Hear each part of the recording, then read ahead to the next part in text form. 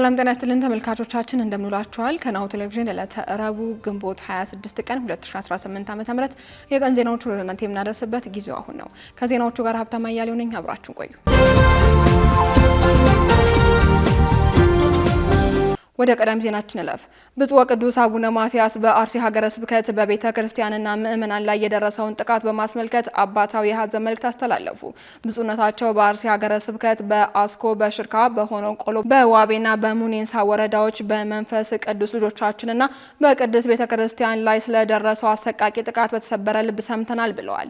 የእምነት ነጻነት ተደፍሮ 100 ዓመት ያስቆጠረው የጣላታ ቅዱስ ገብርኤል ቤተ ክርስቲያን በተቃጠለበት እንዲሁም የካራ ኩፍቴና መድኃኔዓለም ቤተ ክርስቲያን በተዘረፈበት በዚህ ክፉ ቀን በርካታ ምእመናን በግፍ መስዋዕትነታቸውን በመቶዎች የሚቆጠሩ ወገኖችና ከቀያቸው መፈናቀላቸውን ቤተ ክርስቲያን በእጅጉ ያሳዘነ ክስተት ነው ሲሉም ገልጸዋል።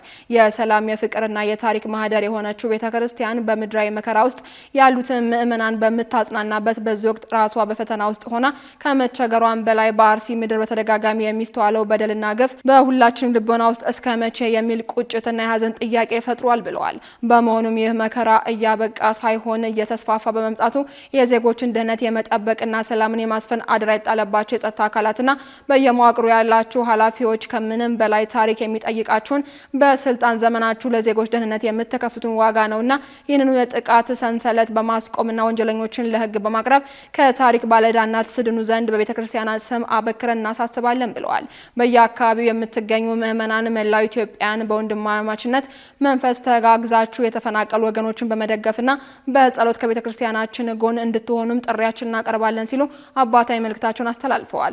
በመጨረሻም ቤተ ክርስቲያናችን ለሰላም፣ ለይቅርታና ለሰው ልጆች ክብር ሁሉንም ጊዜ የምትቆም መሆኑን በመግለጽ ይህንን የሀዘን ሰዓት አምላካችን በምህረት ያሳልፍልን፣ የሞቱን ነፍሶቻቸውን በመንግስት ይቀበልልን፣ የተጎዱትንም በቸርነቱ ያጽናናልን በማለትም አባታዊ የሀዘን መልእክታቸውን በእግዚአብሔር ስም አሳስበዋል።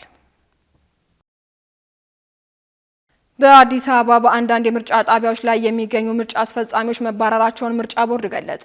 የኢትዮጵያ ብሔራዊ ምርጫ ቦርድ ግንቦት 25 ቀን 2018 ዓ.ም መግለጫ ሰጥቷል። በአዲስ አበባ በሰፊ የድምጽ ቆጠራ ሂደት እስካሁንም አለመጠናቀቁን የቦርዱ ሰብሳቢ ሜላትወርቅ ኃይሉ ገልጸዋል። ከአዲስ አበባ በተጨማሪ በሲዳማ፣ አማራ፣ ጋምቤላ፣ ሶማሌ ክልሎች የድምጽ ቆጠራ ሂደቱ በተወሰነ ጣቢያዎች አለመጠናቀቁን ገልጸዋል። ከድምጽ መስጫ ቀን በኋላ ያለውም ጠቅላላ ሁኔታ ምን ላይ ይገኛል በሚለው ዙሪያ የኢትዮጵያ ብሔራዊ ምርጫ ቦርድ ማብራሪያ ሰጥቷል።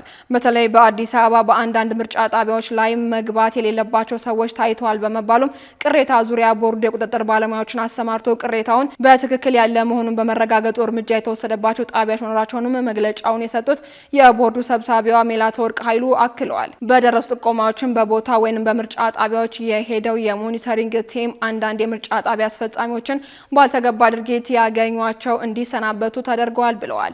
በአዲስ አበባ ከስራ እንዲሰናበቱ የተደረጉ ሰራተኞች ቁጥርም 2 መሆኑ ተገልጿል።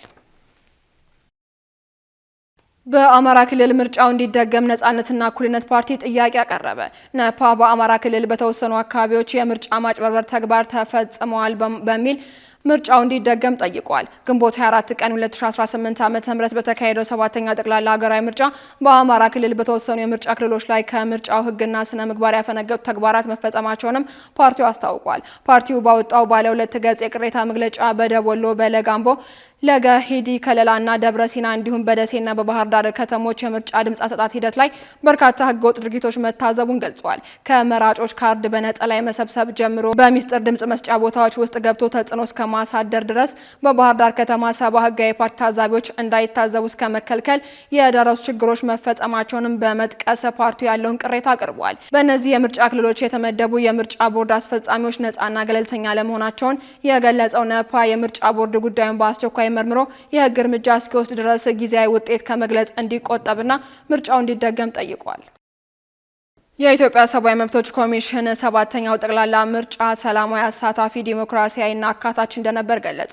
ኮሚሽኑ ምርጫው መሰረታዊ የሰብአዊ መብት ጥሰቶች ያልተፈጸመበትና የተለመዱ ዓለም አቀፍ የምርጫ መስፈርቶችን በአሟላ ሁኔታ የተፈጸመ መሆኑን ጠቅሷል። ኢሰመኮ ይህንን የገለጸው በምርጫው ዕለት ያደረገውን ክትትል የተመለከተ የመጀመሪያ ደረጃ ሪፖርት ማክሰኞ ግንቦት 25 ቀን 2018 ዓ.ም ይፋ ባደረገበት ወቅት ነው።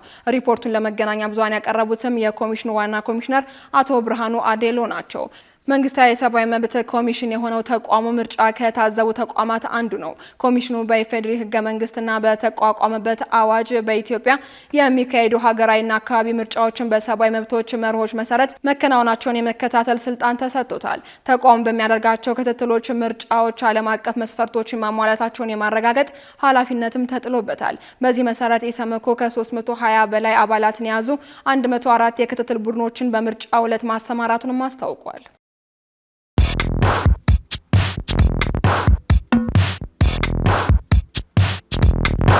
የማድረስ አገልግሎት የወደፊት ዕጣ ፈንታ እዚህ ደርሷል። በትሩዝ የታገዘም ትሩዝ ዴሊቨሪን እናስተዋውቆ። የኛ 100% የኤሌክትሪክ ሞተሮች ለአካባቢ ተስማሚ ብቻ አይደሉም፣ ፈጣን፣ ጸጥተኛና አስተማማኝም ናቸው። ያለምንም ጫጫታ፣ ያለምንም ጭስ የእርስዎ ጥቅል በሰዓቱ ይደርሳል። በቀጥታ ክትትል ላይፍ ትራኪንግ ሁሉንም ነገር ይቆጣጠሩ። ጥቅሎ እስከ ደጃፎ ድረስ ያለውን እንቅስቃሴ በቀጥታ ይመልከቱ። ደህንነት ቅድሚያ የምንሰጠው ጉዳይ ነው። በእኛ የተቀባይ ማረጋገጫ ሪሲቨር ኮንፈርሜሽን ዘዴ ጥቅሎ በትክክለኛው እጅ መግባቱን እናረጋግጣለን። እርስዎ ያረጋግጣሉ፣ እኛም እናስረክባለን። እገዛ ይፈልጋሉ?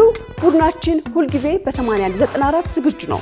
ትሩዝ ዴሊቨሪ ለአካባቢ ተስማሚ፣ ደህንነቱ የተጠበቀና የቀጥታ ክትትል ያለው። ዛሬውኑ በ8194 ይደውሉ። ወደ ውጭ ዜናዎች እናልፋለን። በናሚቢያ የሚገኘው የምግብ ዋስትናን ለማጠናከር ቀጣይነት ያለው ድጋፍ እንዲደረግ የዓለም የምግብ ፕሮግራም ጠየቀ። የዓለም ምግብ ፕሮግራም በናሚቢያ የምግብ ዋስትናን ለማጠናከር የገንዘብ ድጋፍ እንዲቀጥል ጠይቋል። አክሎም ለችግሩ የተጋለጡ በርካታ ቁጥር ያላቸው ሰዎች ከአየር ንብረት ጋር በተያያዙ አደጋዎች መጋለጣቸውን አስጠንቅቋል። የተባበሩት መንግስታት ድርጅት ባሳለፍነው ሰኞ ዕለት ባወጣው መግለጫ የምግብ ዋስትና ጣልቃ ገብነቶችን ለማስቀጠል፣ ብሔራዊ ስርዓቶችን ለማጠናከር፣ የቅድመ ማስጠንቀቂያና የአደጋ ጊዜ ዝግጁነቶች ዘዴዎችን ለማሻሻልና ወደፊት ለሚደርሱ አደጋዎች የመቋቋም አቅምን ለመገንባት ተጨማሪ ግብዓቶች እንደሚያስፈልጉ አስጠንቅቋል። ናሚቢያ ከቅርብ ዓመታት ወዲህ ከአየር ንብረት ለውጥ ጋር የተገናኙ ተግዳሮቶችንም ገጥሟታል። ድርቅና ጎርፍ ሀገሪቱን ከሚፈትኗት ተፈጥሯዊ አደጋዎች መካከል ቀዳሚዎቹ መሆናቸውንም ዥንዋና አፍሪካ ዘግቧል። ምንም እንኳ የተሻሻለው የዝናብ መጠንና በመንግስት የሚመራው የእርዳታ ስራዎች በአንዳንድ አካባቢዎች አፋጣኝ ጫናዎች ቢቀርፉም ተጨማሪ ድጋፎች እንደሚያስፈልጉ የዓለም የምግብ ፕሮግራም አሳስቧል። የዓለም የምግብ ፕሮግራም መረጃ እንደሚጠቁመው በቀጠለው የእርዳታ አቅርቦት በግንቦት ወር ብቻ 105813 አባወራዎች የዕለት ደራሽ ምግብ ድጋፍ ተደርጎላቸዋል። የዓለም ምግብ ፕሮግራም አገሪቱ ወደፊት ከአየር ንብረት ጋር በተያያዙ አደጋዎች ምላሽ የመስጠት አቅምን ለማሻሻል በማለትም የክትትል፣ የቅድመ ማስጠንቀቂያና የአደጋ ጊዜ ዝግጁነት ስርዓቶችን ለማጠናከር ከናሚቢያ መንግስት ጋር እየሰራ መሆኑን ገልጿል። በመጨረሻም እስራኤል ከሂዝቦላ ጋር ከፊል የተኩስ አቁም መስማማቷን ከተገለጸ በኋላ ደቡብ ሊባኖስ እንደበደበች። ኢራን ማክሰኞ ዕለት በደቡባዊ ሊባኖስ የምትፈጽመውን ጥቃት የቀጠለች ቢሆንም በኢራን የሚደገፈው ሂዝቦላ ጋር የደረሰችውን ከፊል ተኩስ አቁም ተከትሎ በዋና ከተማዋ ቤይሩት ላይ ጥቃት አለመፈጸሟን ታውቋል። ሊባኖስ የአሜሪካው ፕሬዝዳንት ሰኞ አመሻሽ ላይ ይፋ ያደረጉትን ስምምነት ተከትሎ ሂዝቦላ እስራኤል ላይ ጥቃት የማይፈጽም ከሆነ ጦሯ ቤይሩትን እንደማያጠቃ በማሳወቃቸው ድብደባ አልተፈጸመም ብላለች። ኢራን በበኩሏ እስራኤል በሊባኖስ ላይ የምትፈጽመውን ጥቃት ከአሜሪካ ጋር ጦርነቱን ለማቆም የምታደርገውን ድርድር አደጋ ላይ የሚጥል መሆኑን አስታውቃለች። ሂዝቦላ በበኩሉ በደቡባዊ ሊባኖስ የሚገኙ የእስራኤል ኃይሎች ላይ ጥቃት መፈጸሙን የገለጸ ሲሆን እስራኤል በበኩሏ ከባድ ጥቃት ማድረሷንም አስታውቃለች። የሊባኖስ ጤና ሚኒስቴር እስራኤል በጃባላ አመል ሆስፒታል አጠገብ የሚገኝ ህንፃ ላይ ሰኞ ከሰዓት ጥቃት ከፈጸመች በኋላ 4 ሰዎች መገደላቸውንና 127 መጎዳታቸውንም አስታውቋል። ከተጎዱት መካከል 39 ሆስፒታል ሰራተኞች የሚገኙበት ሲሆን 4ቱ በአስጊ ሁኔታ ውስጥ ናቸው ተብሏል። የእስራኤል ጦር በአካባቢው የሚገኘውን የአሸባሪ ሂዝቦላ መሰረተ ልማት ማጥቃቱን ገልጾ በሆስፒታሉ ጉዳት ቢደርስም ኢላማ አልነበረም ሲልም አስተባብሏል። እነሆ የምስራች! የ10 አየር መንገድ የበረራ ትኬት ለውድ ደንበኞቹ በተቀላጠፈና አስተማማኝ በሆነ መንገድ እያቀረበ ያለው። በዚህም በደንበኞቹ የተመሰገነው ጉዞጎ አሁን ደግሞ ተደራሽነቱን በማስፋት ተጨማሪ ባንኮችን በማካተት ለውድ ደንበኞቹ የበለጠ አስተማማኝ ለመሆን ችሏል። የጉዞጎን አፕሊኬሽን ከአፕ ስቶር ወይም ከፕላይ ስቶር በማውረድ የመነሻና የመድረሻ ከተማዎትን መርጠው ዋጋ አወዳድረው የሀገር ውስጥም ሆነ ዓለም አቀፍ በረራ ማድረግ ካሰቡ የበረራ ትኬቶን ክፍያ በአቅራቢያው በሚገኙ ባንኮች አንድም በአካል በመሄድ ወይም በኦንላይን የክፍያ አማራጮች ክፍያዎትን በመፈጸም የበረራ ትኬቶን በእጅ ያስገቡ። ከዚህም በተጨማሪ እንደ ሁል ጊዜው ወደ ጉዞጎ የጥሪ ማዕከላችን 7473 በመደወል ከሙሉ የበረራ መረጃ ጋር የ24 ሰዓት የትኬት አገልግሎት ማግኘት እንደሚችሉ ስናበስሮ በታላቅ ደስታ ነው። ለበረራዎ ጉዞጎ።